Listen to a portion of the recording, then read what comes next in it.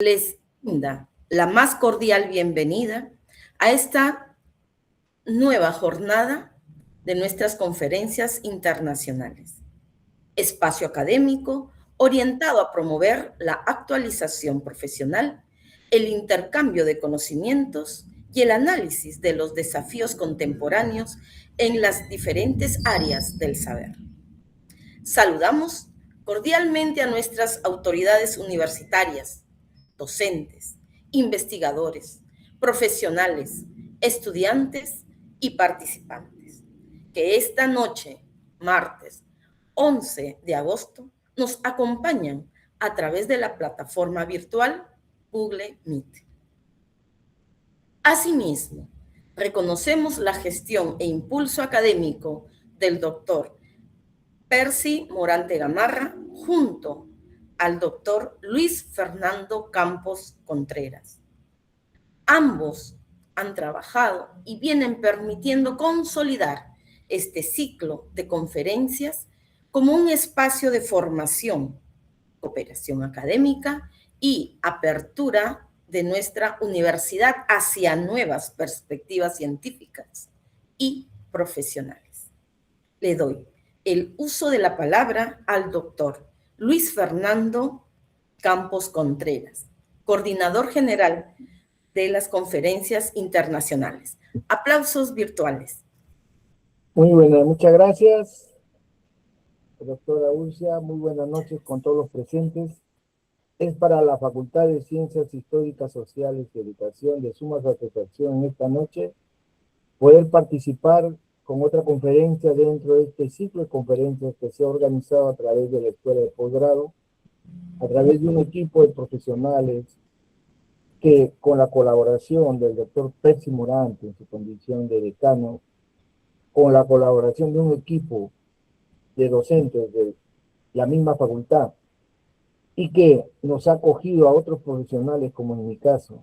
Yo soy doctor en administración, formo parte de la FACEA, pero se me ha invitado para poder contribuir a desarrollar este ciclo de conferencias que no solo se va a dictar a nivel de estudiantes, sino también se está dictando a nivel de docentes, con la finalidad de actualizar, de poder intercambiar experiencias tanto con expositores nacionales como con expositores internacionales. Asimismo, se ha invitado para que forme parte de este equipo a la doctora Jessie Bravo, una destacada investigadora de nuestra universidad, con quien también estamos contribuyendo para que los jóvenes de las diferentes escuelas profesionales puedan tener este intercambio de experiencias, este intercambio de conocimientos, como el que vamos a tener esta noche a través del doctor Mendoza Montaña, quien va a expresar su experiencia, su conocimiento con cómo tratar ciertas heridas para que permita que los quienes están en el campo de la biología, la medicina y la enfermería puedan servirles en su uso diario y permanente para las diferentes emergencias que se puedan presentar. Queremos agradecer en nombre de la facultad a todos los asistentes, a todos los presentes, asimismo al expositor que esta noche va a contribuir para poder desarrollar un tema de mucha importancia para el campo de la ciencia médica. Un abrazo para todos y muchas gracias por su participación en este evento. Muchas gracias por su intervención. Fueron las palabras del doctor Luis Fernando Campos Contreras, gestor de nuestras conferencias internacionales. La atención de las heridas crónicas representa actualmente un importante desafío para los sistemas de salud y para los profesionales responsables de la prevención, diagnóstico, tratamiento y seguimiento. Condiciones como el pie diabético, las úlceras por presión y las úlceras venosas no solamente comprometen la integridad de los tejidos, sino que pueden afectar significativamente la calidad de vida de las personas y generar complicaciones que requieran una atención especializada y multidisciplinaria. Los avances científicos y tecnológicos vienen generando nuevas alternativas para complementar los procedimientos convencionales y contribuir a una atención cada vez más individualizada, segura y basada en evidencia. En ese contexto, la conferencia que desarrollaremos esta noche, martes 11 de agosto, lleva por título Abordaje contemporáneo de las heridas crónicas, estrategias convencionales e innovadoras en pie diabético, úlceras por presión y úlceras venosas. Una temática en especial relevancia que nos permitirá aproximarnos a los desafíos actuales en el manejo de estas lesiones y conocer perspectivas contemporáneas relacionadas con el tratamiento y cuidado. Para desarrollar esta importante temática, tenemos el honor de contar con la participación del médico cirujano Pierre Sterling Mendoza Montoya. Compatriota, antes de concederle el uso de la palabra, corresponde compartir una breve reseña de su trayectoria académica y profesional. Mendoza Montoya Pierre Sterling, médico cirujano, con una sólida formación académica y profesional, orientada a la medicina regenerativa, medicina estética, investigación científica y desarrollo de medicamentos individualizados. Su trayectoria se encuentra respaldada por estudios de maestría y diversos diplomados especializados, así por experiencia en medicina ocupacional, docencia universitaria, consultoría en investigación y asesoría para la planificación de proyectos en salud. Asimismo, posee competencias en metodologías de la investigación, bioestadística, medicina fotónica, cirugía menor y gestión sanitaria.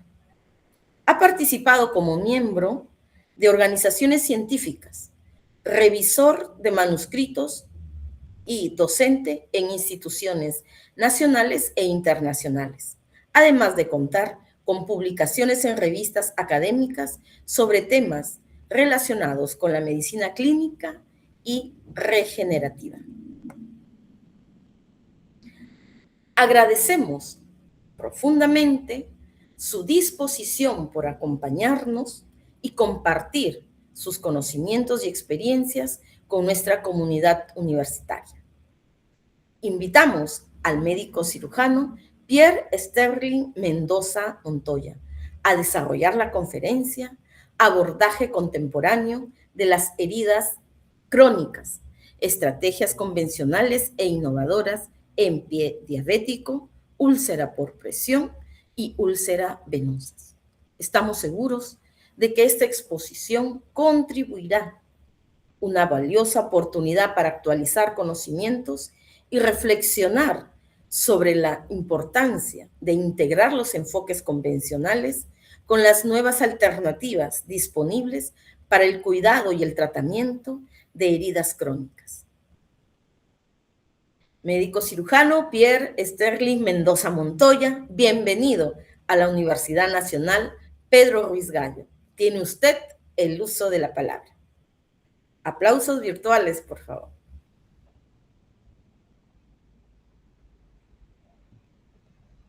¿Cómo están? Buenas noches. Muchas gracias por el cálido recibimiento de la universidad. Agradezco mucho estar acá con todos ustedes. Y bueno, ya han visto un poco de mi carrera bueno, en la salud, en la investigación que tengo. En verdad me siento muy agradecido de estar con ustedes acá y compartir un poco de lo que es la investigación o lo que es la información en lo que es el manejo de heridas crónicas. Muchas veces ya lo conocemos, ya sea porque trabajamos en el campo o porque, bueno, por algún infortunio, algún familiar, ya sea cercano, lejano o algún conocido, presenta este tipo de heridas. Al menos la más frecuente podemos mencionar la herida por pie diabético, que en la actualidad se podría decir que está alcanzando a afectar a 1/3 de todo lo que es la humanidad a nivel global. Y si, bueno, no hay una buena práctica preventiva, recuperativa, rehabilitadora, Este porcentaje se calcula que va a seguir subiendo hacia el 2050 hasta casi bordear el 41, o en algunos países hasta la mitad de la población, con diabetes mellitus, claro. Y si aplicamos la regla de los 3/3, que siempre se conoce, en 5 años, 1/3 de toda esta población va a desarrollar este tipo de heridas por pie diabético. Otra herida, por decirlo, de relevancia para lo que es el campo de la salud, sobre todo para el campo de lo que es medicina interna, lo que es medicina regenerativa también, hay al menos un aspecto a destacar, es la úlcera por presión. Si bien es cierto que mayormente conocemos este tipo de lesión porque se presenta en pacientes postrados, que muchas veces son pacientes diabéticos que han sido amputados, no quiere decir que esta sea la única, digamos, el único evento que se puede asociar a esta condición. Pacientes crónicos, ya sea por alguna otra enfermedad invalidante, pacientes neoplásicos que ya no tengan, digamos, energía para desplazarse, pacientes frágiles, adultos mayores frágiles que, bueno, ya por motivos de visión, por motivos de, digamos, eh, debilidad muscular o problemas articulares, también tienen que estar en una posición acostada, también van a desarrollar ese tipo de condiciones a largo plazo. Así que, bien, si podemos decir, al menos de una forma general, tanto lo que es el pie diabético afecta a una población importante, obesos, diabéticos, y lo que es la úlcera por presión afecta a una población que está sedente o está postrada, ya sea por alguna enfermedad invalidante o simplemente porque ya está en una etapa de la vida que no es fácil el desplazamiento. Ahora bien, el hecho de conocer y el hecho de saber manejarlo son dos cosas muy diferentes en nuestro medio. De conocer, sí lo conocemos, como les estoy mencionando, puede ser de forma directa, indirecta. Otra cosa muy diferente es, digamos, saber manipularlo o saber manejarlo como tal. Si bien es cierto que en la rama de ciencia de la salud, más específicamente en la rama de medicina, en la rama de enfermería, nos enseñan a, digamos, superficialmente o parcialmente a manejar ese tipo de heridas, que es el debridamiento como tal. Hay muchos abordajes que muchas veces nosotros no conocemos. Por ejemplo, si hablamos con ya sea civiles o familiares que tengan pacientes con diabetes mellitus o que tengan una úlcera por un pie diabético o una úlcera por presión, o el mismo paciente, ellos van a conocer de repente lo superficial, que le van a debridar, van a sacar trozos de piel, por decirlo de alguna forma general, pero más allá de eso no van a conocer. Por ejemplo, si le preguntamos a este tipo de población si sabe qué es el tratamiento mediante plasma rico en plaquetas o botón de oro, o scalpels, o de repente mediante eh, ozonoterapia, hiperoxígeno, mediante campos magnéticos o presión negativa, van a estar un poco perdidos porque son abordajes que muchas veces nosotros no llegamos a conocer porque, bueno, parte de los profesionales no forman parte de la rama curricular, salvo que uno se desee enfocar en ese tipo de aspectos. Y por parte del paciente, ya que el médico tratante no conoce la información o lo conoce parcialmente, no le proporciona esa información, salvo que trabaje con ese tipo de materiales, por ejemplo, cámaras hiperbáricas, hiperoxígeno, eh, ¿cómo se llama? Lo que es presión negativa, u otros aspectos que, bueno, ya son más de clínicas especializadas como tal. Acá a nivel de Lima son pocas o contadas las clínicas que trabajan este tipo de abordajes, digamos, pseudoexperimental o, digamos, avanzado. Ambos conceptos se pueden aplicar ya que no es común, pero sí es necesario conocer al menos de forma superficial este aspecto. Ese es el motivo por el cual yo voy a exponer este tema el día de hoy. Ahora, bien, dicho esto, vamos a repasar algunos conceptos generales antes de introducirnos a lo que es el abordaje de este tipo de heridas como tal. Ahora bien, decimos que ya conocemos la herida, lo hemos descrito, lo hemos visto, pero ¿qué es la herida como tal? ¿Qué es una definición de esta herida? Eh, Herida, al menos en general, se engloba tanto heridas quirúrgicas, heridas casuales o accidentales, heridas secundarias a patologías, que sería esto, pero no conocemos exactamente la definición de herida.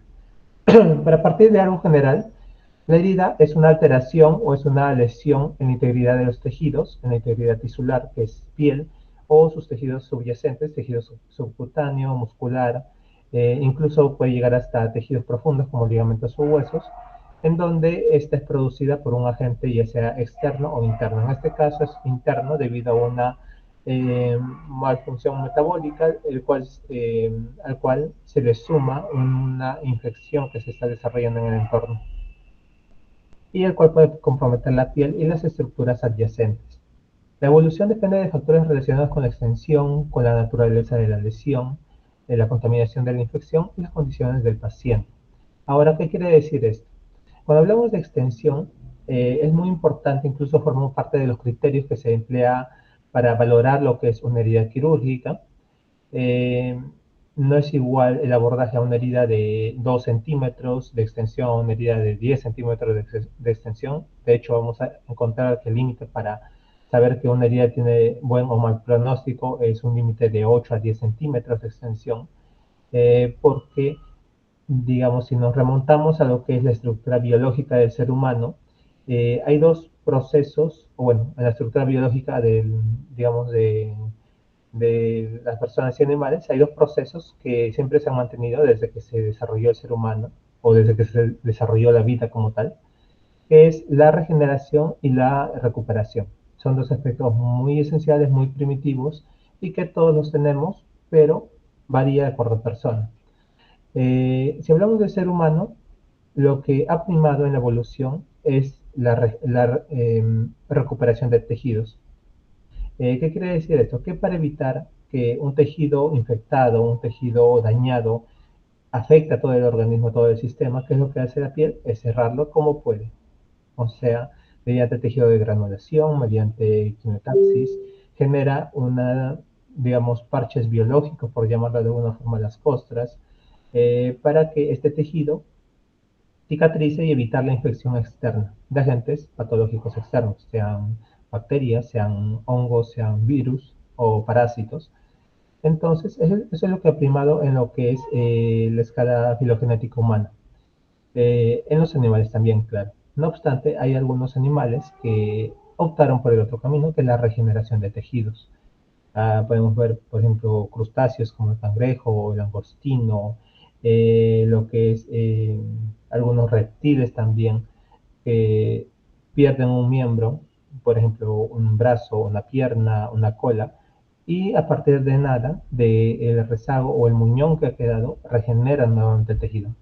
No cicatrizan, regeneran. Esa es la diferencia entre lo que es la regeneración y la cicatrización. En este caso, lamentablemente nosotros primamos lo que es la cicatrización, que el tejido sea lo suficiente para que el ser humano siga viviendo, no importa que sea funcional o no. Y eso es muchas veces lo que afecta en el curso del diabético o en el curso de las heridas en general. Por eso que vamos a ver posteriormente en los abordajes terapéuticos que se trabaja con este concepto de regeneración. Bueno, volviendo al tema, encontramos que estas heridas que se producen por agentes externos en un paciente ya con una comorbilidad existente como la diabetes, puede llegar a infectarse, a desarrollar un cuadro de úlcera diabética o una herida de pie diabético, y la cual llega a comprometer las estructuras adyacentes y va escalando, va ramificándose, puede llegar hasta hueso, a generar osteomielitis y a la larga una amputación como tal, si es que no se tiene cuidado, claro. Su evolución depende de factores, como ya se está mencionando, lo que es la extensión, la naturaleza de la lesión, la contaminación, qué tan contaminado está y si se ha hecho el abordaje correcto con antibióticos o con algún agente como tal, y la condición del paciente. Si es un paciente diabético controlado, obviamente el avance va a ser mínimo, reducido y se va a poder controlar. Por otro lado, si un paciente es un paciente diabético no controlado, que tiene picos hiperglicémicos, tiene una alteración metabólica, sistémica, aparte de un estrés oxidativo y una inflamación sistémica, obviamente el curso va a ser malo o va a ser muy tórpido, va a demorar mucho tiempo y no se va a dar bien. Y a la larga posiblemente vuelva a caer en una infección mucho más grave y a amputar el miembro afectado.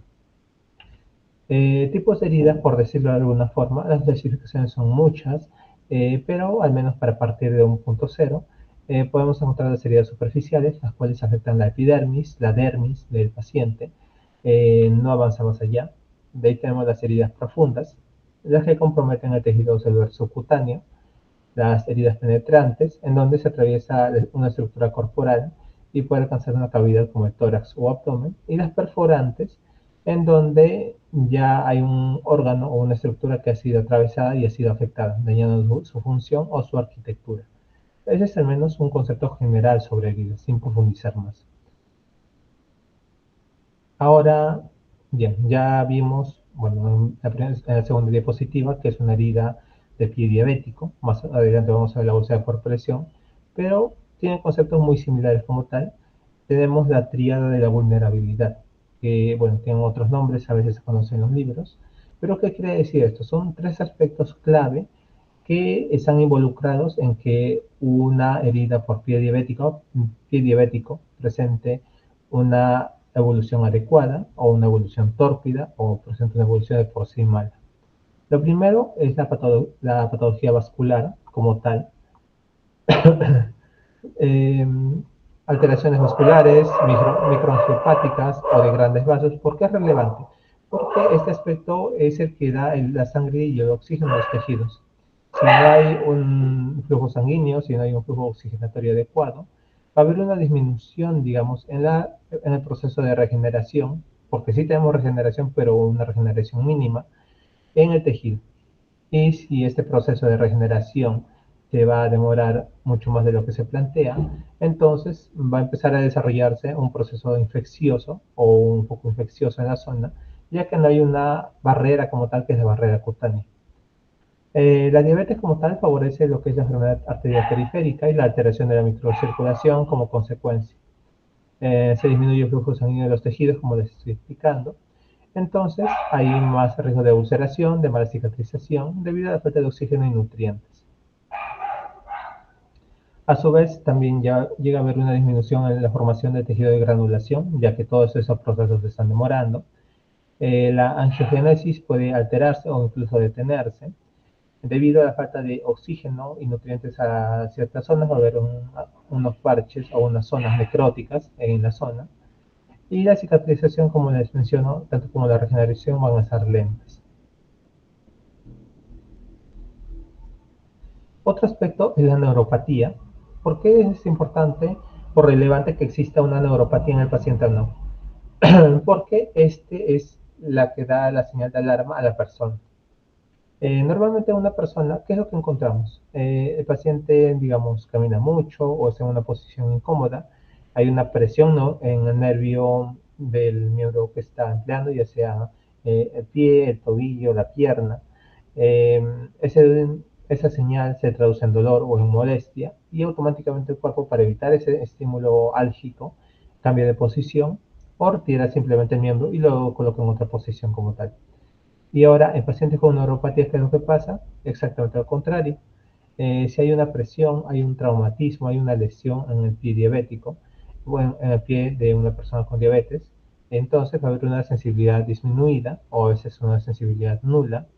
No se reconoce que hay una lesión o una noxa que está molestando o que está dañando el tejido. Y eso va a continuar haciendo una presión o generando el traumatismo como tal, y a la larga va a generar una úlcera o una herida como tal. Por ejemplo, en el tiempo que estuve rotando en el hospital PNP del centro de la Avenida Brasil, eh, había muchos pacientes diabéticos que me llegaban y muchos de ellos era porque tenían este tipo de neuropatía que no llegaban a sentir cuando había ya sea algún cuerpo extraño eh, incrustado en su pie o un objeto extraño que haya hecho algún corte en su pie. Por ejemplo, me topé con casos de policías que habían pisado un clavo, no se habían dado cuenta y ya se estaba generando un foco infeccioso. También por la misma posición se había hecho una ulceración en el talón, ya que no sentían la necesidad de cambiar de posición, ya que esta sensación o este mecanismo neuropático estaba alterado. Y bueno, hay muchos aspectos más como tal. Y por último está la predisposición a infecciones. La predisposición a infecciones transforma que una lesión que puede presentarse y que puede ser normal para todos nosotros sea una complicación mayor. Es por eso que los pacientes con pie diabético muchas veces tienden a, digamos, una pequeña herida, un corte de uñas inadecuado que haya producido un pequeño sangrado como tal, empieza a generar un foco infeccioso. Es por eso que también a los pacientes diabéticos se les recomienda que tengan a un podólogo, porque ya no son sanos como tal. Cualquier herida, cualquier escoriación, corte en las uñas puede generar un proceso infeccioso que termina con la amputación del miembro inferior.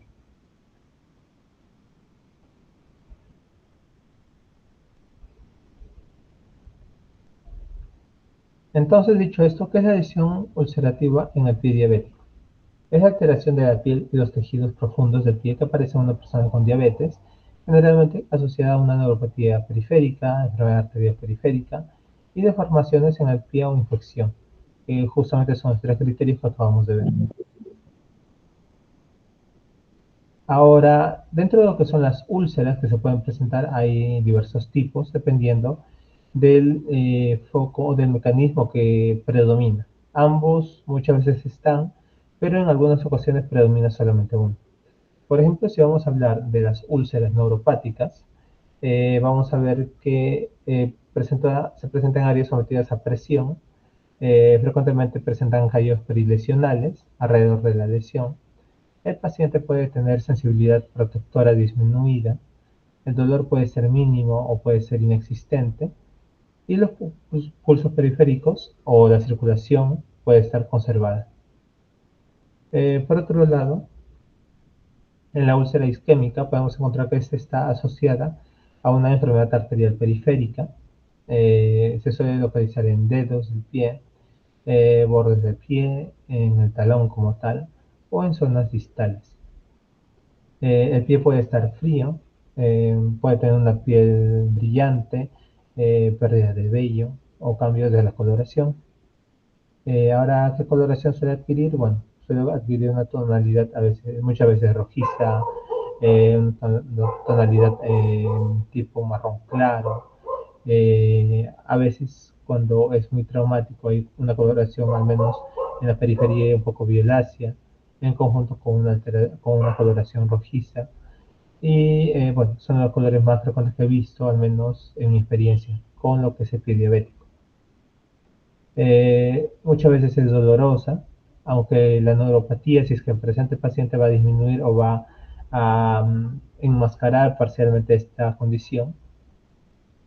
Y la úlcera por isquemia o neuroisquémica combina ambos aspectos. Hay una neuropatía, hay una enfermedad arterial periférica.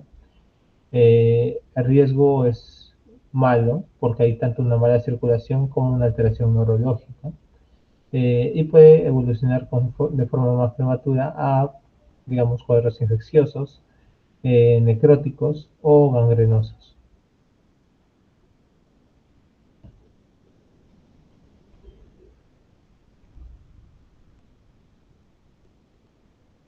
Heridas o lesiones ulcerativas. Vamos a ver cuáles son los signos de alarma que tenemos que considerar en un pie diabético como tal. Aunque bueno, eso se puede aplicar también a otras úlceras, como es la úlcera por presión, úlceras isquémicas como tal. Así que no es solamente de lo que es la úlcera de pie diabético, puede variar. En lo que es, bueno, podemos encontrar necrosis del tejido, que ya nos da una mala señal de que el flujo sanguíneo al aporte oxigenatorio del tejido ha sido muy afectado. Lo que es la mala perfusión del tejido, que también influye en lo que se ha descrito. Hay una falta de nutrientes, una falta de oxigenación. Lo que es el enrojecimiento alrededor de la herida, que puede ser un indicativo de infección o inflamación. Eh, Puede ser señal también de que el cuadro infeccioso se está extendiendo a tejidos circulantes. Aumento de la temperatura local, en donde la respuesta inflamatoria aumenta el flujo sanguíneo y la temperatura del área. Lo que es la hinchazón o edema, que también es un indicativo de que hay un cuadro infeccioso en desarrollo o ya instaurado. La presencia de tejido desvitalizado, también que es un dato o un indicador que indica que ya el aporte oxigenatorio es mínimo o nulo. Eh, Exposición de tendón o huesos o articulaciones, que ya es casi indicativo o casi certero de que posiblemente haya un cuadro de osteomielitis en el paciente. Y bueno, a ver, son los aspectos más relevantes a considerar.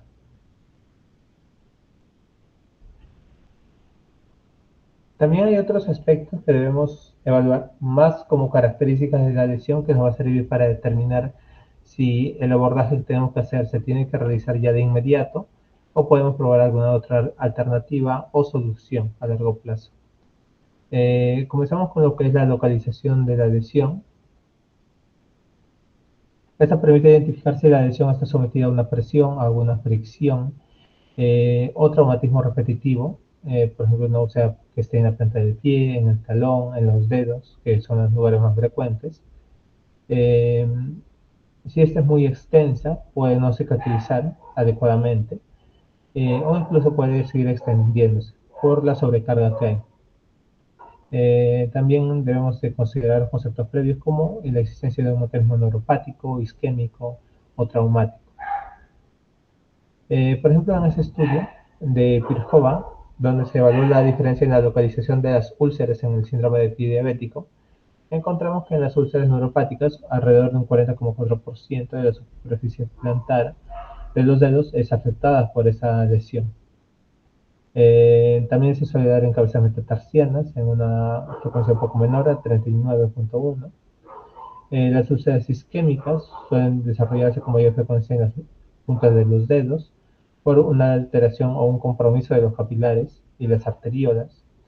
Las úlceras neuroisquémicas se dan en un 51,8% de la superficie plantar y la punta de los dedos.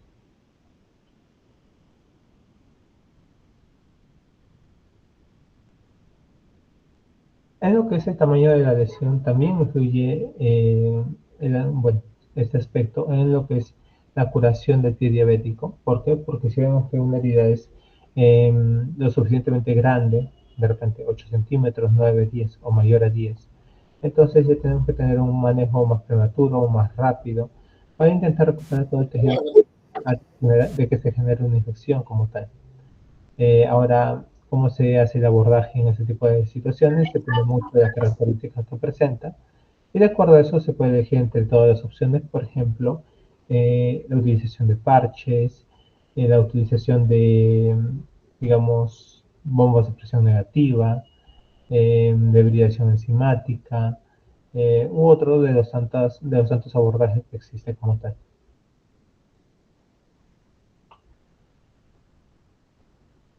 En el presente estudio de Kerr, encontramos que bueno, en esa ocasión evaluaron a 340 pacientes con pie diabético y se encontró, al menos como punto de corte, que las heridas, claro, las heridas como tal, mayor a 10 centímetros cuadrados, se asocia con una mayor probabilidad de infección.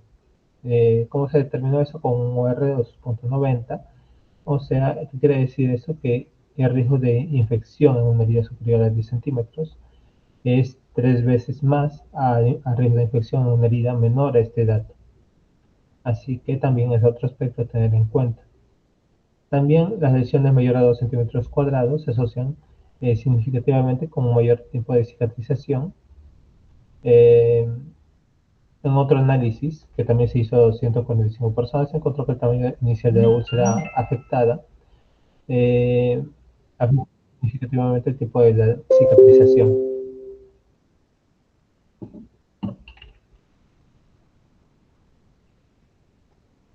Otro aspecto a considerar es la presencia de la profundidad de la lesión, no solamente de extensión en la superficie, sino de profundidad. Una herida puede ser corta, pero si es profunda también tiene el mismo riesgo de infectarse y generar una úlcera o una herida por pie diabético en la zona. Ahora bien, en la úlcera por presión se determina qué estructuras están afectadas o hasta qué punto ha escalado lo que es la lesión. Una lesión superficial tiene menor complejidad que una que alcanza un tejido subcutáneo, como sea tendón, músculo, articulaciones, huesos. En pocas palabras, a mayor profundidad hay un mayor riesgo de infección, de osteomielitis y una disminución en la dificultad de la cicatrización.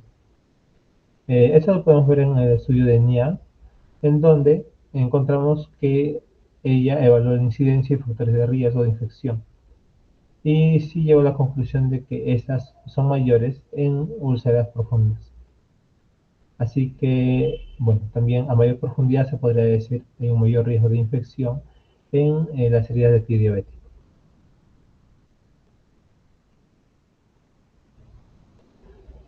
Otro aspecto a considerar son los bordes de la lesión, en donde tenemos que evaluar cómo son los bordes de estas lesiones que vamos a abordar. Si es que hay un aspecto macerado, un aspecto socavado, o si está escoriada la herida como tal, si presenta un sangrado activo o no presenta un sangrado activo, el olor de la lesión, las características en general. También tenemos que valorar que no hay una hiperkeratosis, que no se desarrolle eh, aspectos como cicatrices queloides o hipertróficas. También se tiene que indicar el aspecto, digamos, del microambiente de la lesión, si es que está húmeda, si es que está seca, la presión que tiene de inflamación, si es que hay algún signo de inflamación o de infección, entre otros aspectos como tal. En el estudio que vamos a mencionar hoy día, que es el estudio de Moseño, encontramos que, bueno, un dato clave que nos va a servir para cuando se hace la valoración, si el borde se encuentra hacia el centro, hay una progresión favorable de la cicatrización. Si el borde está estático o está deteriorado de la lesión, hay un posible estancamiento o un freno en lo que es el proceso de reparación del tejido.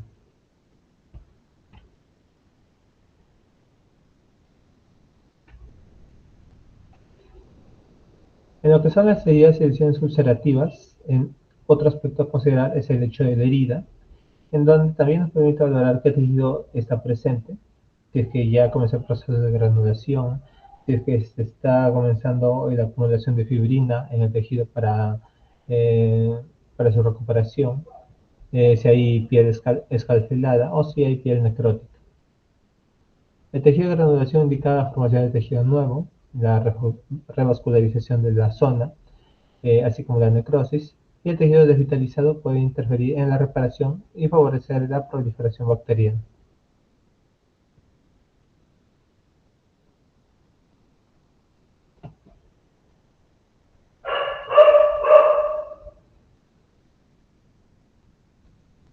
Como penúltimo punto tenemos el exudado de la herida, en donde su cantidad, aspecto y olor permite valorar el estado de la herida como tal y la presencia de infección. Un exceso de exudado puede producir una maceración del tejido, mientras que un exudado simple puede generar o puede indicar una infección. Por ejemplo, en el estudio de Kierke, encontramos que el exudado puede utilizarse como un bioindicador para evaluar si es que el microambiente de la herida tiene un riesgo de infección o ya está infectado. En otro estudio también de 340 pacientes, se encontró que un 41.5% presentaba infección.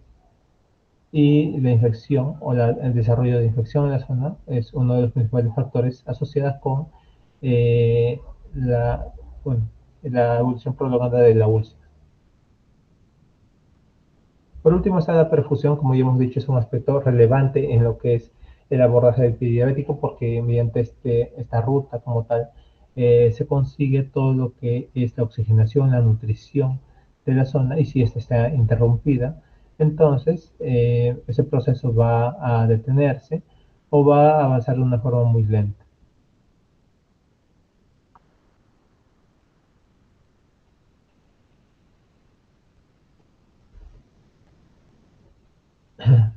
Ahora continuamos con las clasificaciones del pie diabético. En la actualidad hay muchas clasificaciones como tal. A ver, aparte de Wagner, ¿alguno conoce alguna otra clasificación? A ver, alguien, si saben pueden levantar la mano, pueden participar.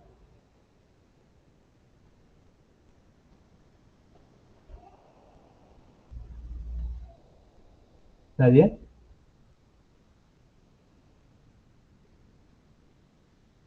Ok, a ver, entonces continuamos.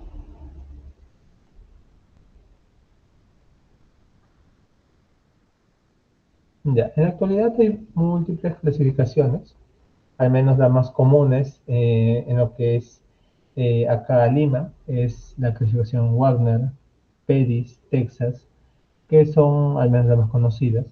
Cada una tiene su propósito.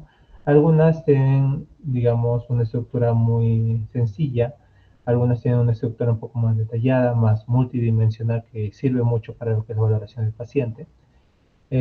Vamos a partir de acá, que es la escala Wagner, en donde solamente mide, se puede decir, cambios o la extensión de lo que es la lesión. Tenemos el grado cero, en donde el paciente no tiene un riesgo como tal. Hay callos gruesos, hay cabezas de metatarsianas prominentes, dedos en garra, deformidades óseas como tal.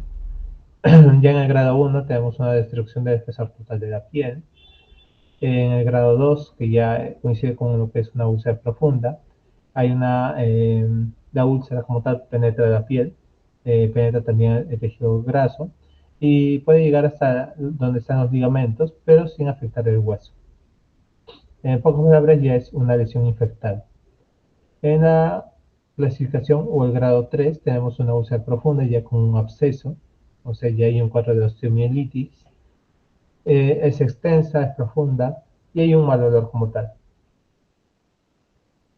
En el estadio 4 tenemos la gangrena limitada, que es la necrosis de una parte del pie, o de los dedos del talón o de la planta del pie, y la gangrena extensa, que es cuando ya todo el pie está afectado.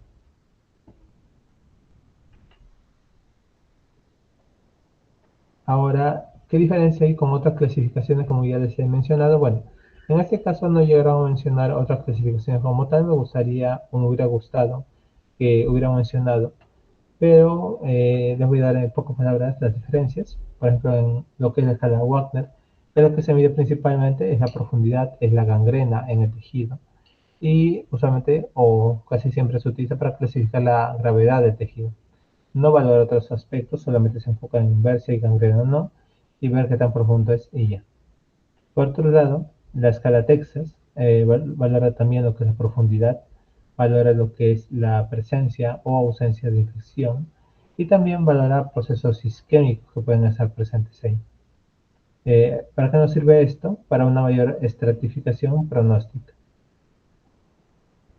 En lo que es la escala PEDIS, también tenemos una mayor desarrollo, una mayor estructura de esa escala, en donde se cuenta con varias dimensiones como es para valorar la perfusión, la extensión, la profundidad, que son datos que nos proporcionan las dos anteriores, la presencia de infección y la sensibilidad también del instrumento para evaluar al paciente. Al ser multidimensional, entonces cuenta con un mayor porcentaje de exactitud diagnóstica como tal.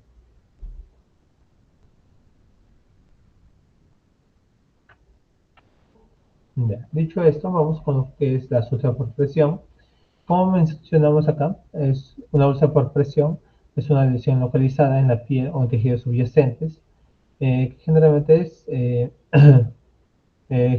se da en una prominencia ósea, se da por una presión intensa, prolongada, o por una combinación de presión y fuerza de cizallamiento. Como podemos ver en la imagen, estas son las zonas más proclives o más vulnerables a desarrollar lo que es una úlcera por presión. Por ejemplo, si es un paciente que está en decúbito supino, vamos a ver que los principales puntos de apoyo son la cabeza, los omóplatos, los hombros, los codos, el sacro y los talones. Así que vamos a ver que la aparición de heridas o lesiones van a comenzar ahí. Si el paciente está en decúbito lateral, podemos que los puntos principales de desarrollo se desplazan, ya se acomodan en lo que es la parte del acromión, las costillas, el trocánter, los cóndilos y los maleolos. Y en decúbito prono podemos encontrar que es la frente, las mamas en mujeres, los genitales en varones, las rodillas y los dedos. No obstante, bueno, esta posición es solamente para explicar por qué lo más frecuente que una persona llega a estar para que se produzca una úlcera por presión es de cúbito dorsal, o a lo mucho de cúbito lateral. De cúbito prono es casi raro en realidad.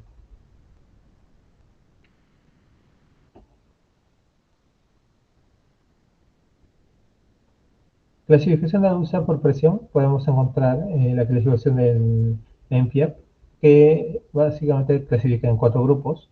El estadio 1, que básicamente es un tejido eritematoso, o sea, enrojecido, con otros signos de inflamación, de repente una temperatura un poco más alta, en donde no hay una palidez, no se llega a palidecer tras la presión aplicada y la piel está intacta.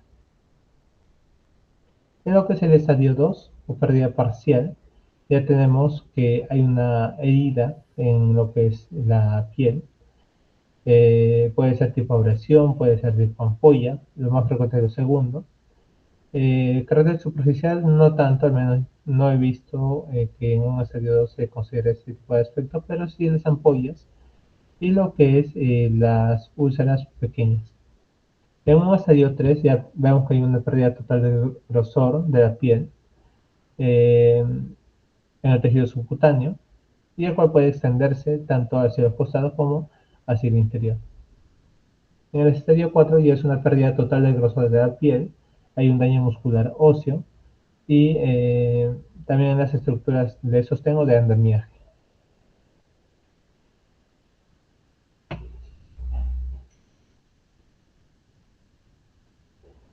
En lo que es el manejo del pie diabético y la úlceras por presión tenemos que considerar varios aspectos, entre los cuales la evaluación física previa. Por ejemplo, podemos hablar de lo que es el estado metabólico del paciente.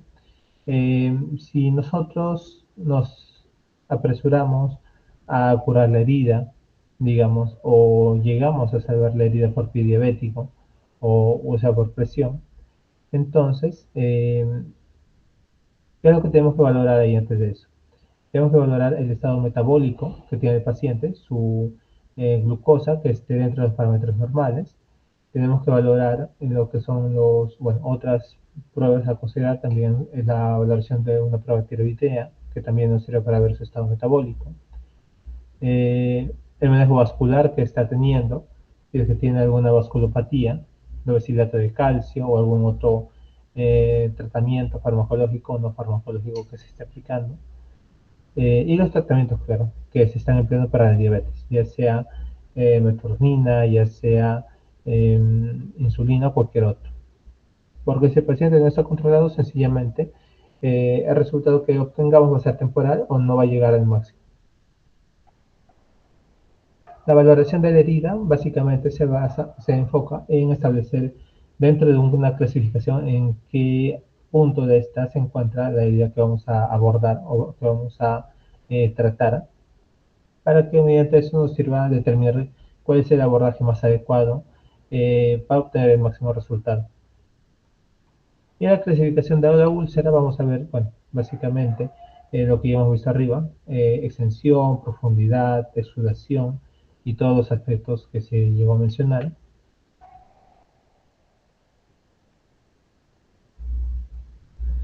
En lo que es el manejo, bueno, en lo que es la debridación como tal, ya estamos entrando en lo que es el abordaje terapéutico. Lo principal o el abordaje que mayormente se emplea es la debridación del tejido afectado. Muchas veces nosotros nos topamos con este tipo de aspectos. La debridación física, que consiste en la extracción del tejido. El otro tipo de debridaciones, dudo mucho que se pueda escuchar así de una forma general.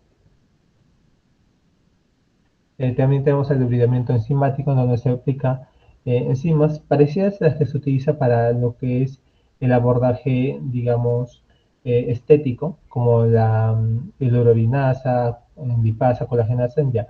La colagenasa también se puede utilizar para ese tipo de aspectos. Lo vamos a ver más adelante. También está el debridamiento autolítico, en donde, en donde se emplea solamente las propiedades del cuerpo para mejorarse. Y bueno, en algunos casos también se llega a emplear parches o apósitos para, digamos, mantener una herida en un estado óptimo para que pueda regenerarse sin generar un foco infeccioso, alguna infección en la zona o algún absceso como tal. Ahora, claro, el debridamiento, lo que es el abordaje posterior, varía entre herida y herida. Eh, ¿Ustedes conocen cuál es la diferencia entre una herida sana, entre una herida seca y una herida húmeda? ¿Han escuchado de repente alguna vez el concepto o alguna diferencia entre ambos conceptos?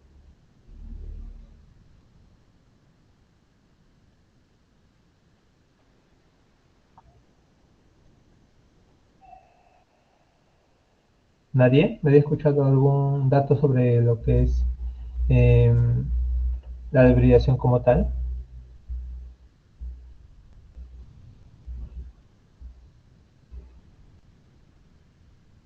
Ok, ya. Entonces, vamos a continuar.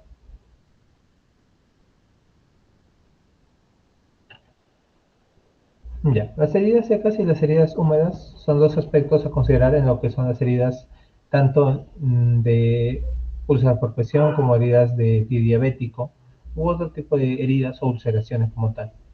Se basa principalmente, como dice su nombre, en su apariencia o su característica física. Las heridas secas no tienen tanto exudado como tal, no hay tanto líquido ni tanto, eh, bueno, como tal, exudados u otros.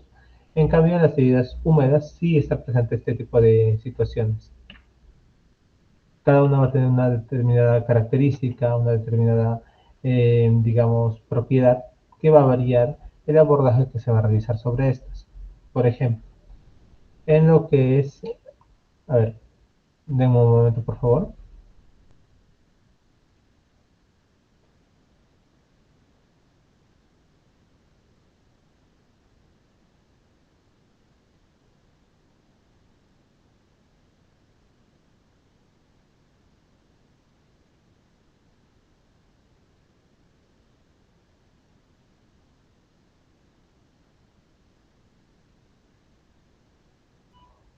Ya, disculpen. A ver, en lo que son las heridas secas se suelen caracterizar por presentar costras, necrosis, tejido desfacelado. Son tejidos que ya han perdido vitalidad como tal. Solamente están ahí eh, esperando que se haga la debridación y ya. En cambio, las heridas húmedas sí suelen ser heridas que tienen un exudado en exceso como tal. En el caso de las heridas secas, este tipo de exudado puede estar ausente o puede haber muy poco. En el caso de las heridas húmedas, como se menciona, puede ser abundante. El problema principal en las heridas secas suele ser que hay una desecación del tejido, no se puede estimular, no se puede, digamos, iniciar lo que es el proceso de recuperación. Eh, en las heridas húmedas, el problema es que hay un exceso de humedad, de maceración, lo cual va a conllevar a que sea un ambiente idóneo para que se desarrollen focos infecciosos.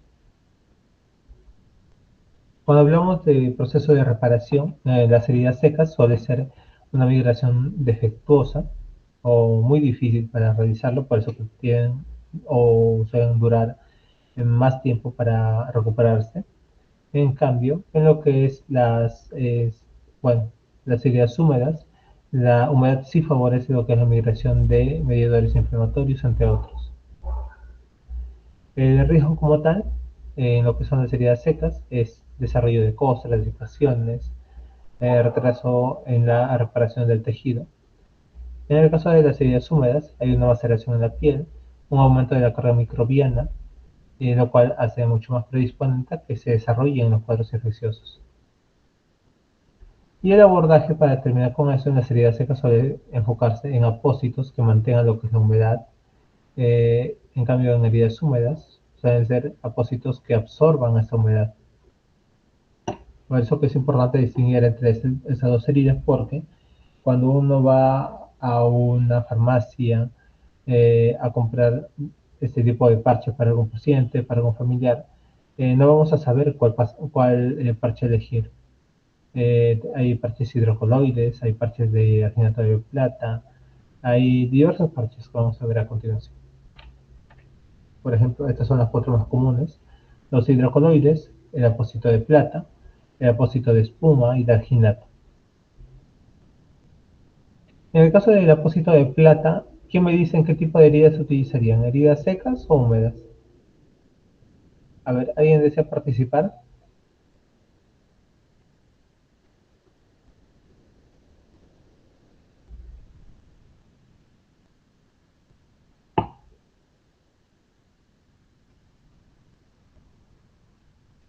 ¿Nadie? Lo acabamos de mencionar, solamente es reacción a celtos.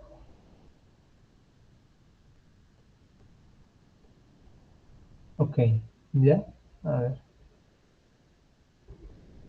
Bueno, el aginato de plato se suele emplear para heridas húmedas, como se menciona, ya que es un agente antibacteriano y va a ayudar mucho para que no haya el proceso de maceración que se está describiendo.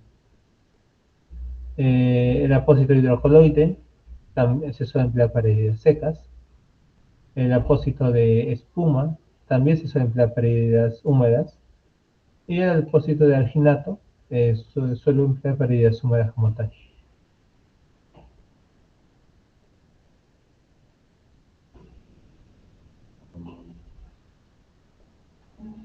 Dicho esto, bueno, ya acabamos con la parte de, digamos, evaluación o repaso de lo que es este tipo de heridas, de pie diabético, de úlcera por presión.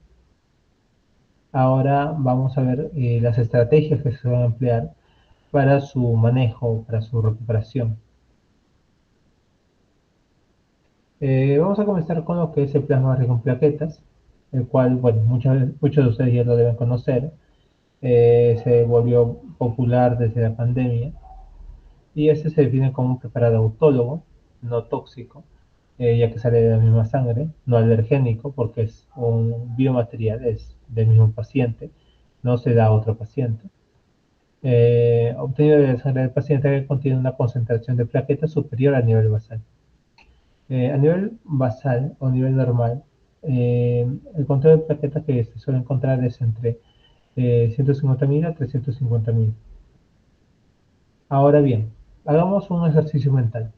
Digamos que tenemos una casa construida de un piso y, bueno, dos casas similares, iguales. Y en una de ellas se va a construir solamente con 10 albañiles. Y en la otra casa como tal se va a construir con 50 o con 100 albañiles. ¿Cuál terminaría más rápido? Sería la segunda, porque hay mucho más mano de obra, por decirlo de alguna forma, y la meta se va a lograr en un periodo de tiempo muy corto.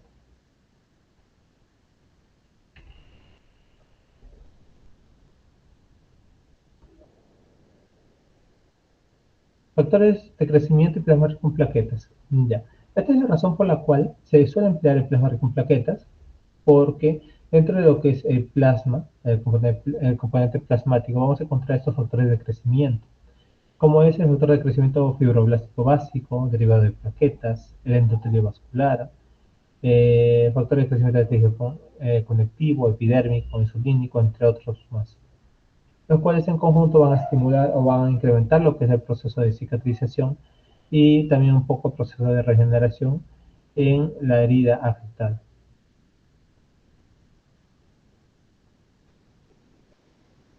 Por ejemplo, tenemos uno de los más relevantes es el factor derivado de plaquetas, en donde se estimula la mitogénesis, se regula la secreción de colagenasa, que como vimos es clave para el proceso de hibridación enzimática como tal, estimula la mitogénesis mesenquimal, epitelial.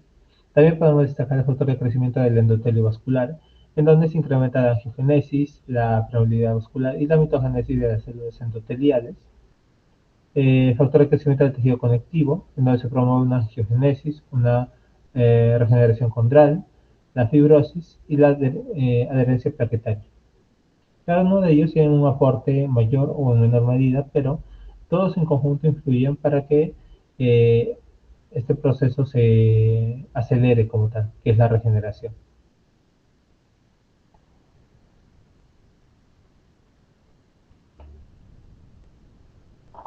Ahora bien, ¿cuánto dura este proceso de regeneración en una persona normal? Porque lo estamos hablando, pero no llegamos a comprender posiblemente.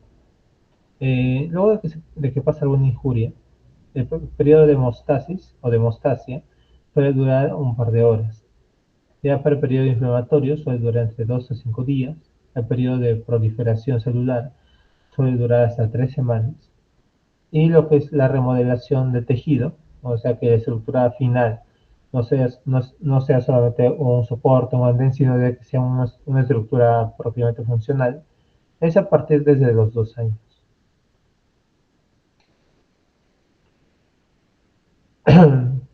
Ese proceso lo podemos ver acá arriba, en el primer esquema. Ahora bien, ese es sin plasma rico en plaquetas. Pero ¿qué pasa cuando ponemos plasma rico en plaquetas en la zona a tratar? Como vamos a ver lo que es el proceso de inflamación, regeneración, remodelación tisular, se acortan los tiempos. ¿Por qué? Porque se está trabajando con más mano de obra, como se hizo en el ejemplo.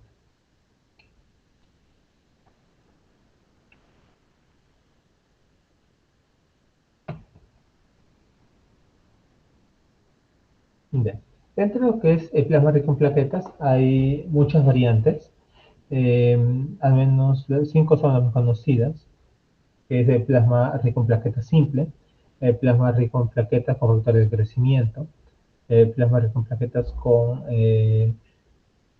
bueno, el plasma puro en plaquetas como tal, el botón de oro y el plasma gel, que son 5 aspectos que proceden de una misma muestra sanguínea, pero que varían en gran medida en la respuesta que se puede obtener, o en, bueno, en este caso en el producto.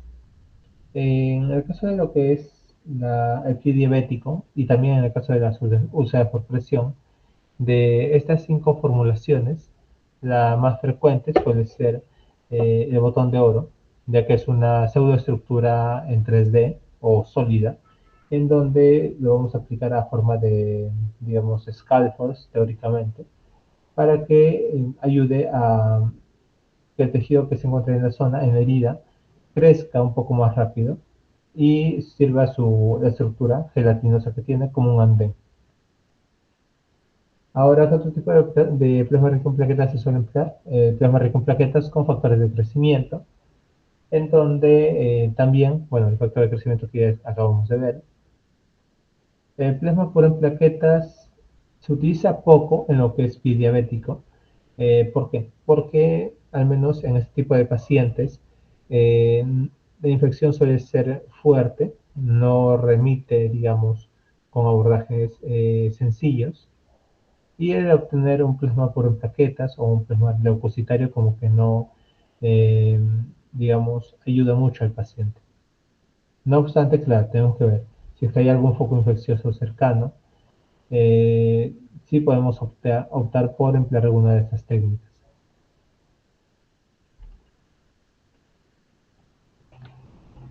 También, claro, hablar del proceso de desarrollo, al menos de forma superficial. Eh, una vez que se obtiene, bueno, de que llega el paciente, se saca la muestra biológica, esta se pone a una centrifugadora 2700,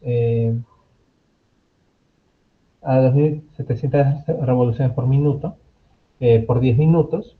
Una vez que esto está hecho, se extrae de la máquina, se procesa, se corta la parte sanguínea, la parte que tiene los coágulos, y una vez que se tiene la parte limpia, que teóricamente a esta, digamos, estructura 3D que se obtiene, que es como una gelatina, se llama scalpels, eso se pone en la herida o en la zona afectada del paciente.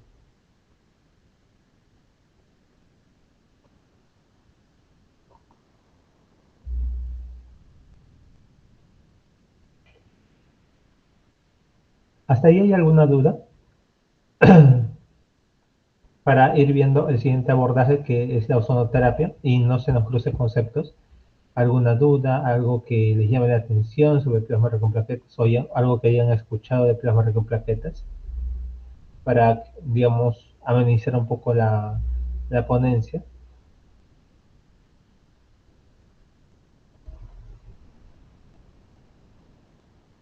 ¿Nadie tiene alguna duda sobre lo que se está evaluando o para qué sirve o alguna contraindicación o indicación? Pueden preguntar, normal.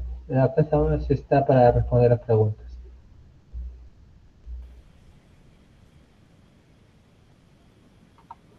Estimado ponente, va a haber un espacio en el cual los estudiantes van a hacer sus preguntas, sus inquietudes. Ah, ya entiendo. Ya, Sí, entonces continuamos. sí, Ya. gracias. Entonces, bueno, seguimos con la ozonoterapia. Eh, de forma breve, un recordaris de la historia de la ozonoterapia. Encontramos que en 1856 comenzó este tipo de conceptos. El ozono fue utilizado por primera vez para desinfectar quirófanos o esterilizar el material quirúrgico. Ya para el siglo XIX encontramos que se utiliza para potabilizar el agua como agente antimicrobiano, que en la actualidad todavía se sigue utilizando en algunos filtros de agua. Para 1892 también se usó para curar algunos casos de tuberculosis. Ya entre 1915 y 1918, el doctor Wolf en Alemania lo utilizó para desinfectar heridas de guerra. Era como un eh, pulverizador, que no sé si alguno de ustedes ha visto, esos pulverizadores que se utilizan para fumigar zonas, para fumigar casas, que bueno, fueron populares en el COVID-19. Eh, en 1943, eh, el doctor Arbour utilizó el ozono por vía rectal para patologías infecciosas intestinales y vesicales. Esta premisa o este abordaje aún se mantiene, lo que es la insuflación rectal, ya que la conclusión a la que yo es que el insuflar ozono por vía rectal incrementa el potencial oxidativo en la sangre, más que estar en contacto con tejidos directamente. La premisa se basa en lo siguiente: en lo que es el intestino, las capas a atravesar del gas ozono son mínimas y no están queratinizadas. Así que la difusión por medio sanguíneo se vuelve mucho más fácil que de repente insuflarlo de forma tópica o aplicarlo de forma tópica, ya sea crema, ya sea agua o gases, o alguna otra forma que requiera de mucho más proceso para llegar al punto donde se necesita. Para 1950, Hausler inventó un aparato dosificador de ozono para uso médico, o bueno, como ahora ya se conoce, equipos de ozonoterapia. En ese tiempo fue, claro, es un equipo rústico, pero igual se ha mantenido de idea y se ha mejorado en los últimos tiempos.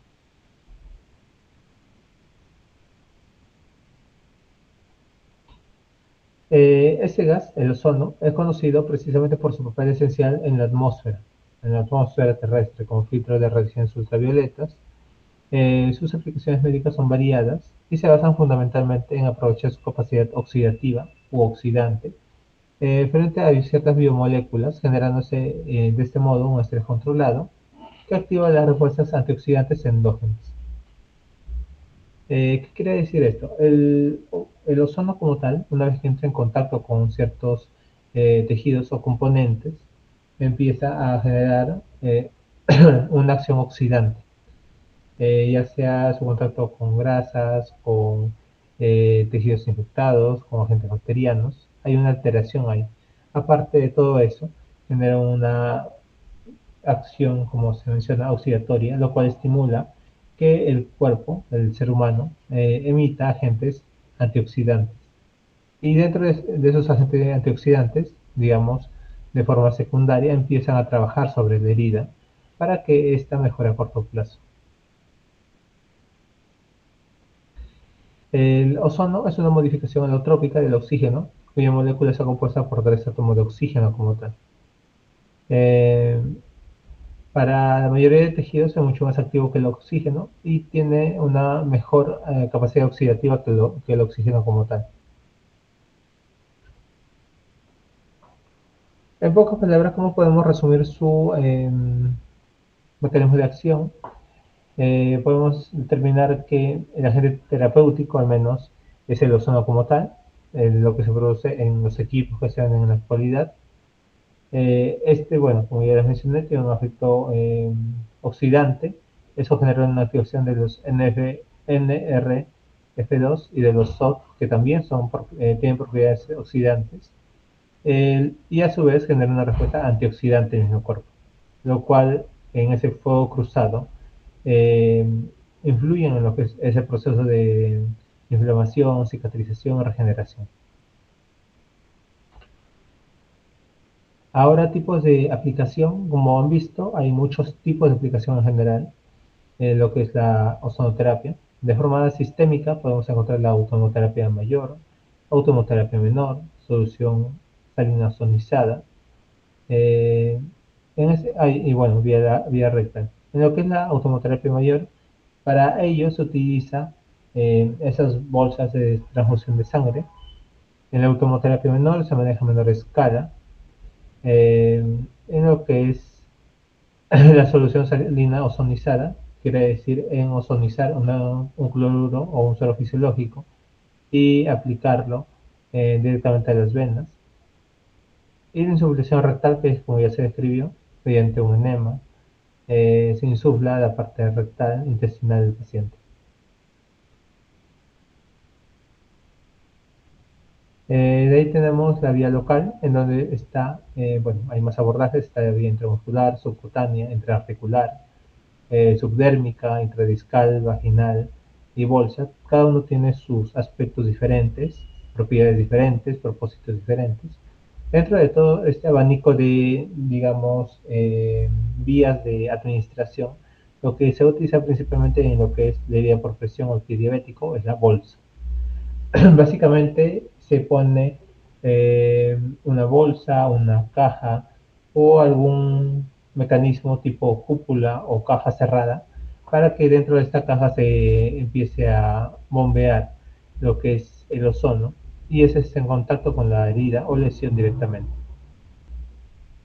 Otro aspecto que se podría aplicar ahí es la subcutánea, que tiene un efecto o una tasa de efecto un poco menor. La intramuscular también se podría aplicar. Incluso la subdérmica en algunos casos, claro, poniendo el margen dérmico suficiente como para aplicar.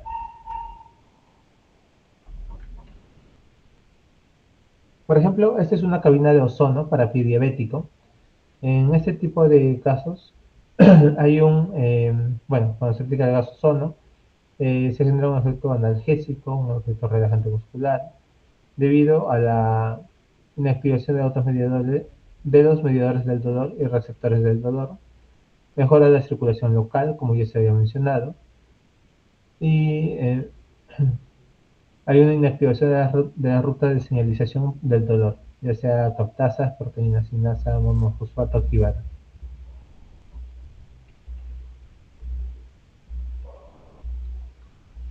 Ahora bien, al igual que todas las terapias, tienen ciertas complicaciones o contraindicaciones, en los cuales la mayoría de ellas van a estar relacionadas con lo que, bueno, anemia hemolítica, hipertiroidismo tóxico, trombocitopenia con serias alteraciones de coagulación, hemocromatosis, el paciente que está recibiendo tratamientos de hierro y cobre, inestabilidad cardiovascular y el infarto miocardio agudo.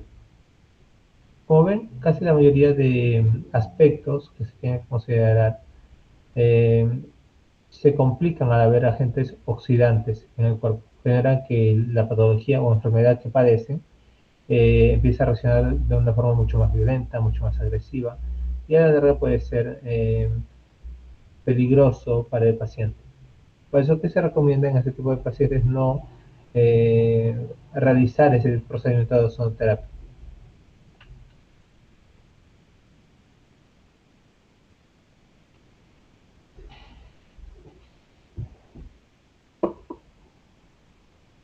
En lo que es el efecto local, vamos a encontrar, no, acá hace una duplicación. A ver, ya. Ahora bien, como mencionamos, la principal aplicación de la ozonoterapia en las úlceras por presión es mediante bolsas o mediante cápsulas para lo que es el pie diabético. Podemos bueno, se menciona, pero no se ha mencionado la parte técnica. Cuando se habla de una insuflación eh, en bolsa con ozono para un paciente con pie diabético, vamos a encontrar que esta se inicia con 50 micras por mililitro, que es al menos la dosificación mínima según lo que es las guías de práctica de ozonoterapia. Las guías españolas, porque a nivel de la OMS aún no se ha aceptado, no hay un consenso que nos habilita a hacer ozonoterapia como tal, pero de acuerdo a las guías europeas y españolas sí se puede realizar. Con un volumen mínimo de 50 microgramos por mililitro, se aplica para heridas infectadas, previamente se tiene que humedecer la zona, y el tiempo que tiene que estar el paciente así suele ser entre 15 a 20 minutos. Ahora, ¿cuántas sesiones se van a repetir? Depende mucho del paciente, pero usualmente son entre 15 a 20 sesiones para tener un resultado adecuado.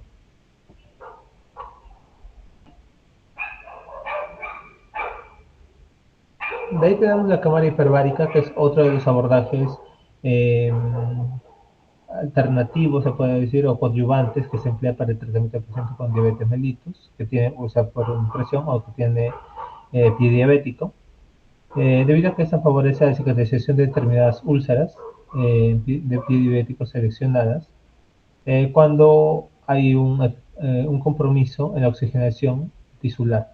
¿Qué quiere decir eso? Bueno, ya lo vimos arriba, dentro de la triada, cuando hay un problema de vasculopatías, en los tejidos de la herida, de toda la zona del pie o de la pierna, empiezan a estar en un estado de hipoxia y eso también llega a afectar la herida como tal. No es indicada de manera rutinaria para todas las úlceras diabéticas, suele considerarse solamente ciertos aspectos establecidos. Y aparte el costo también y la limitada eh, competencia que hay, suele ser un tratamiento, un abordaje poco frecuente. Pocas clínicas lo suelen emplear.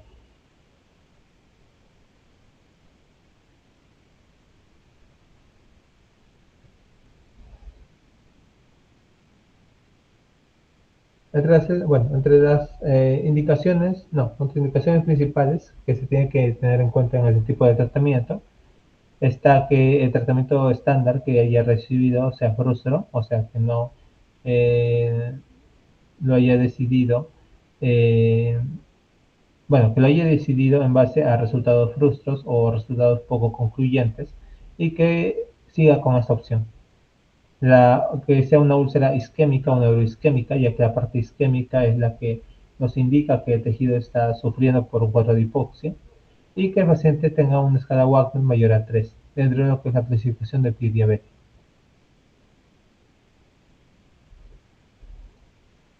También tenemos la terapia de presión negativa, la cual se suele emplear para determinadas lesiones que son de tipo húmedo, justamente por eso se emplea una esponja, y mediante un mecanismo de succión se va a aspirar todo ese exceso de exudado, dendritus y otras materias que se puedan expulsar.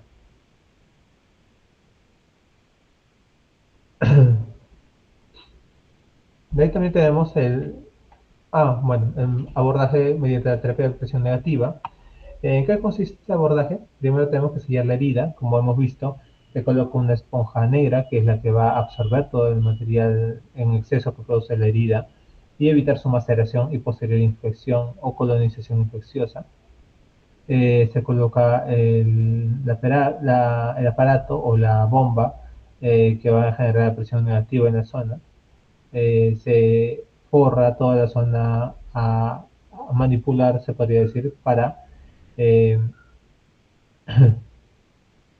para hacer el sellado como tal de la máquina. Se inicia a una presión de 20 a 25 milímetros de mercurio. Se inicia la extracción del sudado, la cual la máquina va a empezar constantemente a aspirar todo este exudado. Eh, Crear un ambiente un poco más idóneo, que no esté tan macerado o que no haya tanto riesgo de maceración, estimula la granulación y posteriormente se hace la reducción de la herida como tal.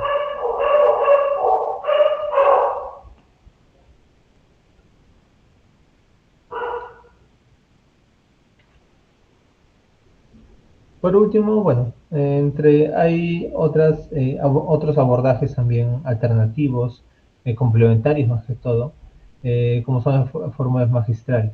Uno de los más comunes es el pastel de Lázaro, que sirve para úlcera crónica, pero